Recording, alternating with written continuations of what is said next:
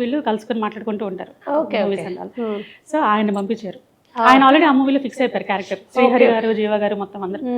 So జీవ గారు వచ్చేసి ఇక ఇట్లా నంబర్ ఇమ్మని ల్యాండ్లైన్ ఉండే ల్యాండ్లైన్ ఊరుకోలేదన్నమాట.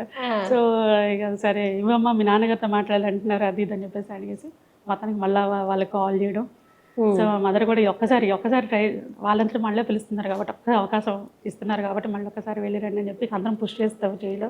ఓకే మళ్ళీ మీరందరూ చేస్తే ప్రేమించుకుందాంరా మూవీ అయింది వెంకటేష్ గారితో. అంటే హైదరాబాద్ వచ్చి మళ్ళీ ఫోటో సెషన్ ఆడిషన్ అది ఎట్లా ఆయనకి అవన్నీ చేసుకొని ఇలా రాయలసీమది ఇట్లా స్లాంగ్ కావాలి. అప్పటికి చాలా మంది ఆశీష్ విద్యార్థి గారిని మన ఇంకా 3-4 హిందీ ఆర్టిస్టులు కూడా అనుకుంటున్నారంట.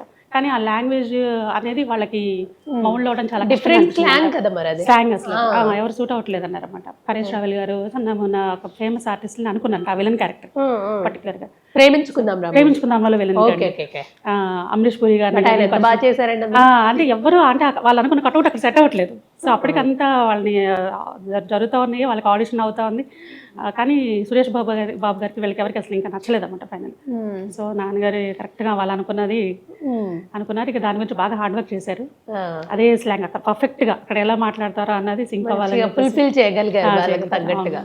దానికి మళ్ళీ నాన్నగారు మంచి హార్డ్ వర్క్ చేశారండి. అంటే అంతా వెళ్ళి వీళ్ళు నంద్యాల, ఆళ్ళగడ్డ ఇవన్నీ తిరిగి అంటే వీరారెడ్డిపల్లెల్లో మా నాన్నగారు తాతగారు ఉన్నారు. అట్లా మళ్ళీ రాయలసీమ కనెక్షన్ ఎట్లా అంటే